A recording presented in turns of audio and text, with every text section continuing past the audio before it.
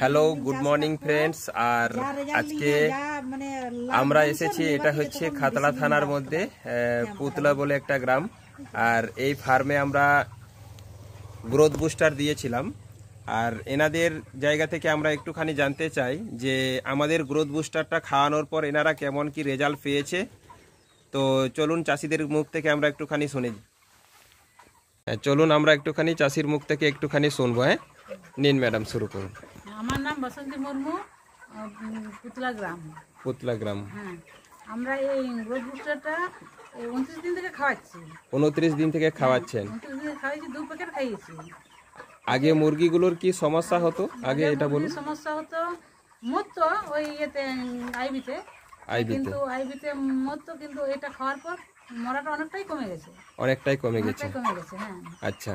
আর যে আমরা অফিস থেকে যেটা দিয়েছিল ওটা খাওয়ানোর পর কিন্তু মুরগির অতটা মানে পরিবর্তন দেখা যায়নি। আচ্ছা, এটা খাওয়ার পর মুরগির অনেকটা পরিবর্তন দেখা যাচ্ছে। অনেকটা পরিবর্তন দেখা যাচ্ছে। বাহ। আর এখন মোটামুটি মুরগিগুলোর ওজন কেমন কি এসেছে? সাড়াগুলো 3 কিলো। আচ্ছা। কাটুলগুলো মোটামুটি 2500 হবে। 2500 হবে।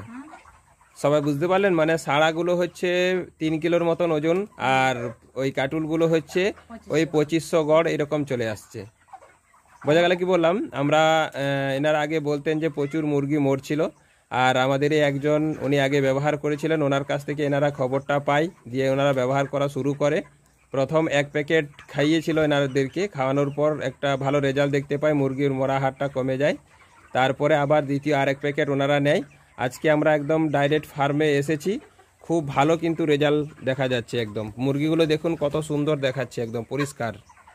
তো ম্যাডামকে বলবো এই প্রোডাক্টটা ব্যবহার করার পর আপনি আরো বাকি চাষিদেরকে কি বলতে চান? ব্যবহার যেন আরো বেশি বেশি করে, না কি বলতে চান?